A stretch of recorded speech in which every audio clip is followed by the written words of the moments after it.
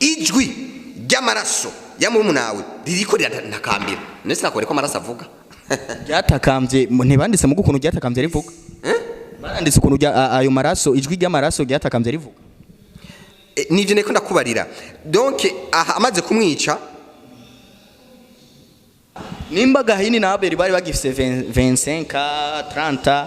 abo bantu tubafise ko amakinga abo bantu bari kumugirira nabi Gahini bari kuba bavuye he bari kuba baremwe avant Adam na Eve ivyo ni ibintu dukeneye twese kumenya hama ikindi naco no vuga kirikare nini taba Imana ikiziga canje muze mukizanye kandi muzoze mwizeye neza ko nza kuvyuka yego nivyo wize oya nawe utoba wizera Pasteur ngo aravuze ati hakugenda gutwara izo miliyoni muri eglise ingo tugusengere urakira ayo mafaranga duhe wavuze ikigira 10 10 yes 10 cyaye nimba za miliyoni 10 cuzana miliyoni umwe utange muri eglise none Pasteur amahera warabuza amahera koko warabuze kwisengera ku buryo ronka amahera yo kugura ivyo bintu ku buryo bajya abantu ugira usengere borinda baca baza kuyakuzanira neza cyane uvuze neza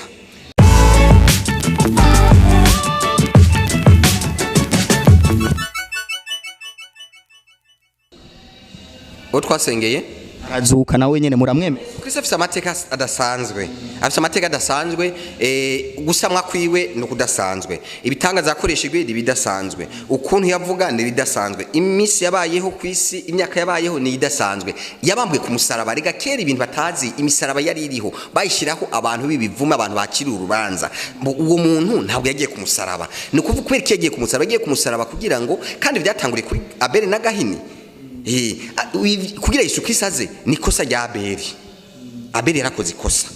Abeli ico ni gishasha ntaco narinze ahubwo tubwiye Abeli mwene wabona Gahini yakoze ikosa nyabaki wala reka mpere kuri Adamu na Eva barakoze ikosa bamaze guhendwa ntibagiranye ubusabane n'Imana abana babo Abeli arabona aratohoza izi amateka aravuga ati papa na mama barakoze ibintu ntibasubiye kugira usabane kwiyunga n'Imana reka twe tubikore twobigenza gute reka tugere gutanga ikimazi ishikanwa Abeli atwara inka nziza inuze ubundi atwara ibiharage by'ibihumbwa Imana yumva akanure kamota arabaza ati akakanure kamota na kande Abeli naki wanje ishikanwa ryawe narishimye tibijya bintu byaturagurika nk'amabombe byari byande tivyiwanje Gahini urabona ibiharage bibunzwe bikwita nk'amabombe so tindavyanse hama basubira inyuma ubugira kabiri basubira kuvuga natereka dusubireyo niyo yaca agenda yateguye umugambi wo guca amukerera amaraso yiwe amaze gushika ku Mana yarababagiti Abeli ndagukorera iki timporera amaraso aravuga niyo mpamvu nakuba leta abantu babazi bitwongo n'ibikindi aravuga amaraso biranditse muri Bible yego yarabari Yesu Imana yabagije ngo dufashe imirongo kugira ngo abariko baradukurikirana mwitanguriro yego turi hano niyo mpamvu mwitanguriro Abeli na Gahini Imana iri kwiramubarira yaramubagije ngo numvise ugutaka mwene wanyu ari hehe guje ngo ndamuzamu wiwe umumbaza gute tunumvise mwene wanyu ariko aravuga ari hehe guje sina muzamu wiwe Abeli Gahini ni kuvuga amaraso yaravuze amaraso aravuga yumvise Imana yumvise amaraso ati mporera hanyuma ntiyamporera ataramporera yumvise ibyo nikosa icyaka nikosa yagize Abrahamu yarakoze ikosa yarafite amasezerano niyo mpamvu bamugiriye circoncision yamaze yiciriye inzira kuko yarafite amasezerano yuko azovyarana na Sara hanyuma bacamugira circoncision na Ismael umuhungu wiwe kubera hajya ushesha amaraso ni sezerano bijya bya circoncision ni sezerano ubukoze maze amasezerano abona kumushikako niyo mpamvu rero Yesu Kristo yaje nka Adamu wa kabiri ari wo wanyuma ati Yesu ari we wanyuma abakurikiye bose niyo mpamvu ku giti cy'umusaraba yavuze ati bababarire ntibazi icyo bakora niryo jambo ryiza yavuze paraporo ya Abeli yavuze ngo mporera ya n'umuntu ariko aravuga ati ukavuga uwo ari we wese ati mporera ukavuga ati mporera amaraso yanjye azo gukurikirane arakora afite imbaraga ariko Yesu Kristo ku musaraba yavuze ati birarangiye bagira imbabazi ntibazi icyo bakora niyo mpamvu rero nariko ndabikubarira ivyo uko byagenze biri mu itanguriro ubu mu mwanya ariko ararondera umurongo kugira abo babwire ariko kandi murahawe n'ikaze mu rusengero mbe gwitwa gute? United Pentecostal Church Kigobe, ishengero ryunze umwe namwe muyera, nta handi mu Kigobe hakorera Prophete de Nation atari hano. Nembo naha ushobora guhera ku murongo wa 4. Ni tanguriro 4 guhera ku 9 ngo uhora habaza Kayini ati Abeli murumunawe ari hehe? Aramwishura ati ndabizi, narumwongere wa murumunawe. Nawe aramubaza ati ico wakoze ico ni igiki? Ijwi ry'amaraso ya murumunawe ririko rirantakambira. Nese nakore ko amaraso avuga.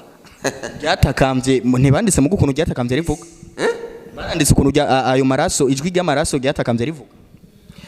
Nivyo neko ndakubarira. Donc amaze kumwica nuko Kayini abarira Abeli murumunawe ati ngo dusohoke tuje. Aha Bibiliya ntivuga byose ariko amaze kuvuga ngo ijwi ry'amaraso yamumara kuri yambarira amajambo ryavuze ayo nyene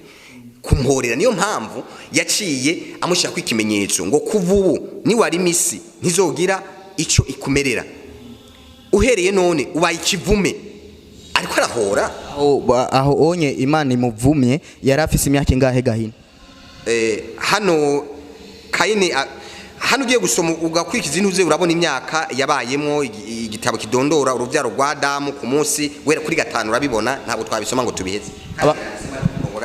Abakunzi ba Wakalayi TV mubisome mutohoze neza murondere abo bantu bari kumugira nabi Gahini bari bandi bari bakomoka kuri Adamu na Eva se mu uruvyaro rwa Adamu rwose kubera ko biragenda bahinoki bande byose birimo ngaha. Nimba Gahini na Abeli bari bagifise 25 30 abo bantu tubafise ko amakinga abo bantu bari kumugirira nabi Gahini bari kuba bavuye he? Bari kuba baremwe avant Adam na Eva. Ivyo ni ibintu dukeneye twese kumenya. Hama ikindi naco no vuga kirikare nini taba Imana ikiziga canje muze mukizanye kandi muzoze mwizeye neza ko nza kuvyuka. Yego nivyo wize oya nawe utoba wizera erega ikibazo rofete yo kuza mu nzu y'Imana. Imana iba yabonye umutima wawe. Ibuka wa mugore yaragwaye cancer ubutinya nk'imyaka 12 yaravuze ati Yesu nshobora kubona na Yesu Kristo kubera ari kumena bayuda kumubona bisaba kumugemurira tariko je ndamukora ko kumpuzu gusa ndakira. Ico nyene ico wizera cyamubereye yuko na Buritimayo yaramubagiye Yesu Kristo uti ushaka ngukorera iki? Je shaka guhumuka. Ico wizeye nico kikubako. Yarakize muzonzane ndabasavye muzonzane nini taba Imana muzonzane kwa Prophet shingirwa ko nga je bintu ntemera atake Prophet de Nation biya bintu byo kubika umuntu muri frigo ngo bamuhambe yakanye neza je ntavyo nemera. We kiziga cyawe nibazogicisha hari oya inyuma y'imyaka 120 ufite amasezerano yo kuramba imyaka 120 Imana yagize uzomara imyaka 120 niyo masezerano abasengera hano dufise yo kuramba 120 nka Mose. Yego ndibuka umuntu akomeye mu gihugu nawe nyene yigeze kuvuga iryo jambo turi muri seminaire ko azomara 20 yapfuye muri uno mwaka. Nivyo rero twe dufise amasezerano kandi nawe yari umupasteur nawe nyibigenda uko niyo mpamvu nari kukubarira nzobanze gihe ntabwo bazoncisha muri frigo kandi umugenzo nemera bene wacu b'abamizirima umugenzo barafite umugenzo wuko umuntu atarara batamushira mu mafrigo uriya n'umugenzo mwiza cyane. Nivyo rero nababaza bari abantu kandi bahamba neza uriya mugenzo ni mwiza. Niyo mpamvu nababari ati kugira imva y'ama miliyoni 30 niwo yanzana nkayagurira ibikoresho by'umuzika no muri eglise ziriya mva wubakisha miliyoni 30 wabibonye he biro muri Bibiliya ko Yesu Kristo tuzi yahambwe mwishuka yera. Ama wewe kuki utabaye umumizirima canke usaba ko nabo bazoguhambuko nyene? Ego ndabisaba kuko utabaye umumizirima. Stime oya bo hari imico ndiko nakubarira bene wacu bakatolika hari ivyiza bakora turabifatira ko turabivuga bene wacu b'abamizirima ivyiza bakora turabivuga tukabitanga ko nakarorero nakubariye akarore keza kuba ku rusengero usanga umusigiti wubakwa n'umuntu umwe abakristo kwereka mutobigira bo mu Burundi abanyaburayi barabikora barubaka amasengero abanyamerika barabikora n'abanyafrika gusa uwo muka batarawugira bitwa ngo n'abakristo. Okay ijambo ico twohereza ko aha muri urusengero uje ugwaye sida ntiyinjira nga irashoboye kwinjira muga ntisohoka barayisengera ugakira ugasubira kuba wa wundi. Winjiye ugwaye cancer ewana ikiguruka bari n'abakize nizera muraza kubafata amatima nyaje bari hariho diabete ingwara zikomakomeye malaria yaravuze ntuyizane ngaha malaria yitwarira abaganga sivyo nivyo malaria ntuyizana itware kwa muganga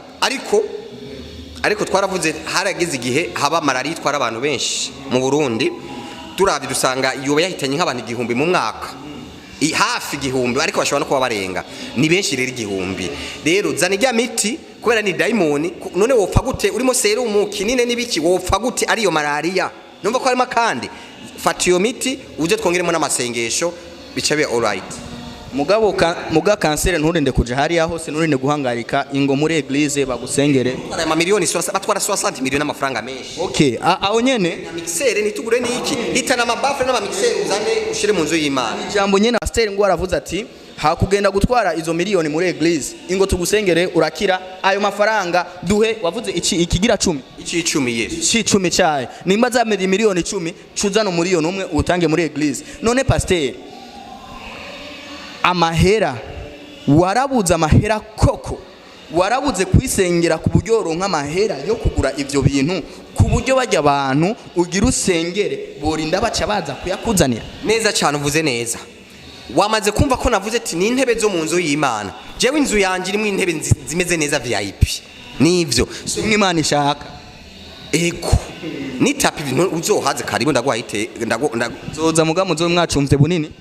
nzoba nawe ucumye nta kibazo byose biriho ndiko ndavuga ni intebe mu nzu y'Imana je n'umuhanuzi w'Imana ndiko narakwa ari ivy'Imana izo ndiko ndakurunda ndakubaretiza na mixere je nta radio numviriza na televiziyo iraba abana ndakubaretiza ibintu ivyo mu ngoro y'Imana biguma ngaha kubw'ivyo ntibazozana amahera bazozana ibikoresho ibintu yego uri ibintu utabizaho bigurira uzana ikivara duja tubigura nta probleme yego bihitane nabikubarere ni intebe none intebe yazanye umupasteri iyo iringana umupasteri yayizanye urabona ko idasa nizo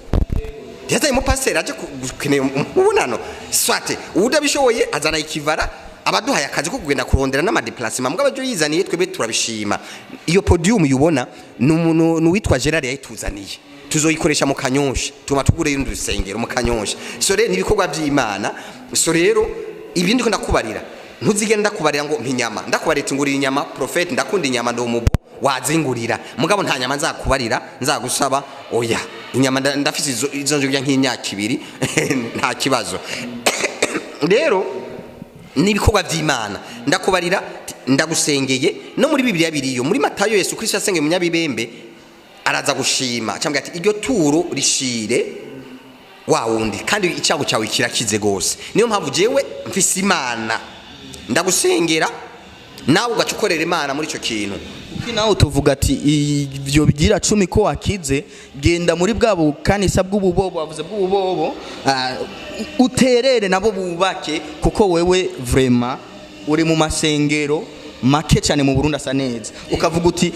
urusengero kanaka twaramwe ayo mafaranga nimba arizo miliyoni 2 canke miliyoni 1 bubake Imana ibashe kuhinjira nkuko wavuze ati hajyanye ntiyigere cyane urakoze abarundi ni beza cyane uraza kubibona baza gushimira Imana bakize n'imigongo uraza kuraba ibyo baza gutanga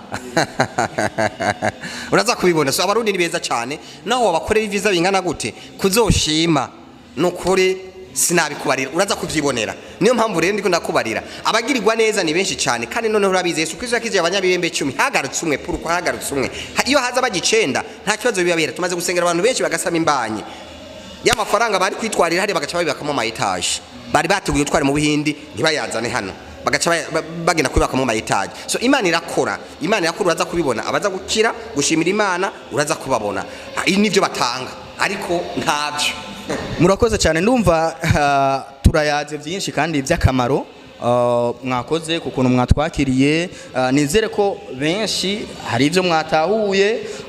kandi mugiye kubizirikana naje hari ivyo natahuye abo nabo dufise ivyo tutatahuye peut-être tuzobitahura hanyuma ni twabana tuza gusenga murahawe ikazi imiryango iruguruye mu rusengero rw'Imana ntabwo ari urusengero rw'uyu mupapa tubona ngaha no rusengero rw'Imana ariko umwungere wo muri uru rusengero n'uwu mutama tubona ngaha umuprofete de nation hama reka tubashimire ego ariko reka nibutse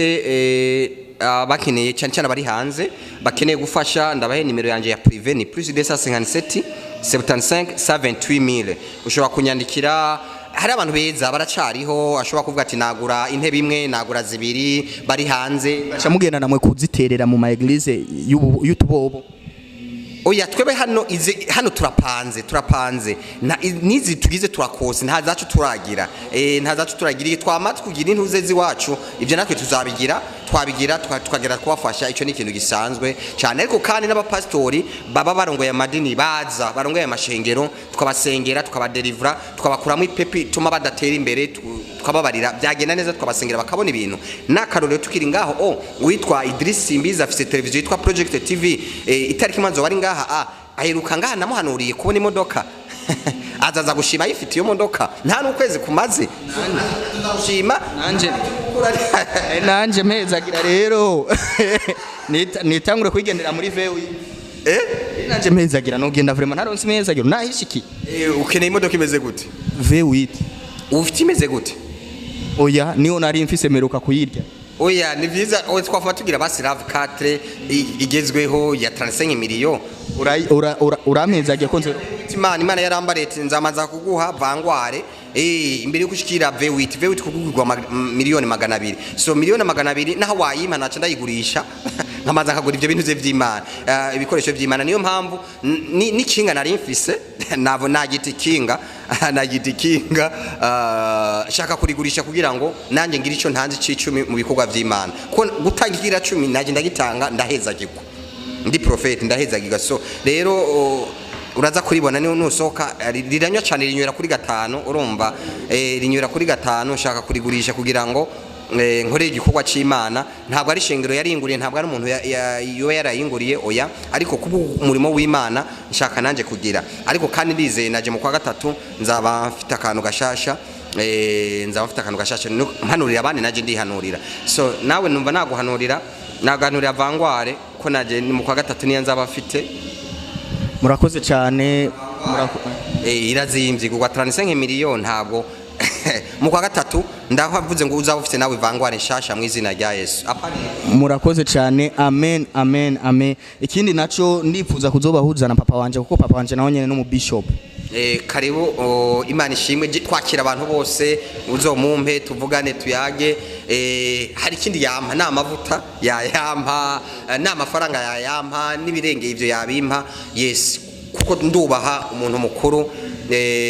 amaze ku bishop urumva ndamwubaha umuntu akomeye abafite abantu z'abapasiteri benshi abahanuzi benshi abagize ku bintu bitari bikamaze gushikako abantu nkabo turabubaha ndavyemeye cyane kandi vuba murakoze cyane nkaca nifuza ko mubandanya musengera igihugu abarundi abantu bose baba mu gihugu ngira ndangize uje turi mu kurangiza umwaka abakunzi ba Okalite naje nabagiriye akantu hariyo n'iri televiziyo yaje nakabagiriye muce mugerageza mukishiye kuno munsi twiteke zingaye twiteke 30 sivyo none dukindira tukagishira kwejo oya ufu mubigira mu bice wagerageza kugira ngo igituma ndiko ndabikubarira ni kugira ngo gishikira abantu bagira amasheya hakiri kare shaka iterekeze 3 azobari dimanche ico kintu bazogikora iterekeze 3 azobari dimanche shaka ndabagira acte prophétique baronke budget financier y'umwaka wose amafaranga so rero gishize kwa mpetari murazogira harabahora bantelefona ngo ndabigira iterekeze 5 ntibikunda kizabiterekeze 3 rero kubo nawe uzobigira naje nzobigira aba hano tuzobigira iterekeze 3 niyo mpamvu renda gusabye wacu urebe ibindi bari kurakora kugira ngo akwana bafashe batangure bagira ama subscribe ama sabuni menshi n'ama views no gupartage henshi babishiye ku mastati kugira ngo babibone ntege murazovuga ngo jewe sinabibonye no kuvuga itekeze 3 azoba ari dimanche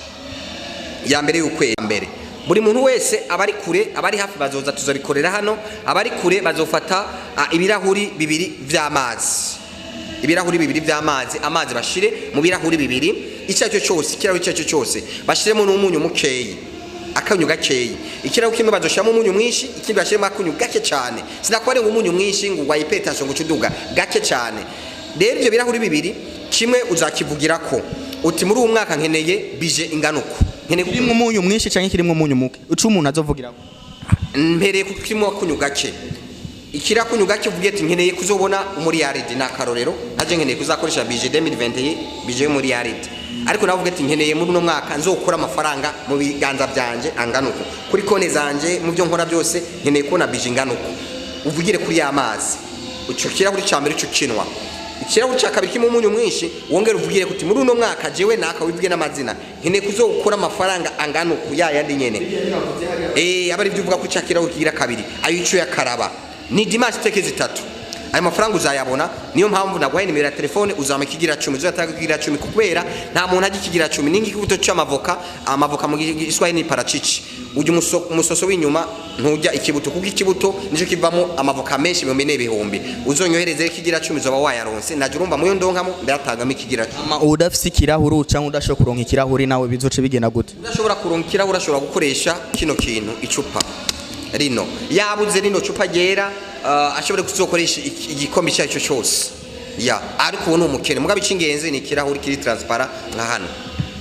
kubera ko Imana ikunda ibiri VIP muzogerageze murondere ikirahuri kubera ko kiba kiri VIP mutiza niyo mpamvu wakibonye no munsi uzotiza abagenzi bawe ibirahuri bibiri cyumva kigoye. Murakoze cyane Prophet ku mwanya muduhaye kubera ko twasanze deja mugira mwigishe ego reka tubashimire. Nanje ndabashimiye sabaho umugisha hama karibu kandi muraza kumviriza intahe nabandi turaza kubabereka baraza kuba intahe Yesu bagire neza karibu kandi ikindi gihe. Murakoze cyane twe tuzokoma turi ngahara urabizi ko umuntu wacu ego Yesu abagezagiye. Murakoze cyane amen.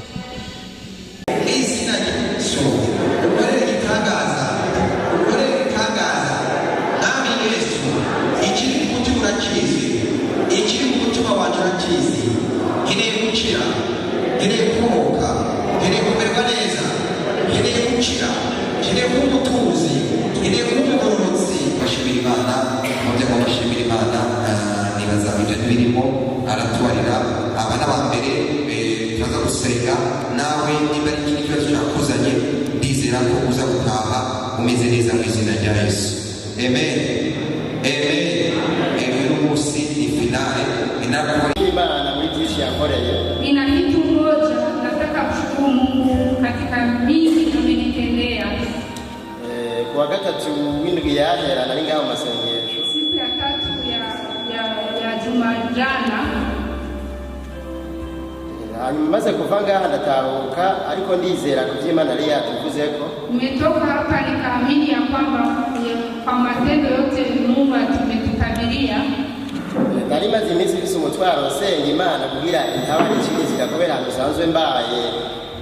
mbaye ahantu ariko ndapanze ariko nta kazi nari mfise.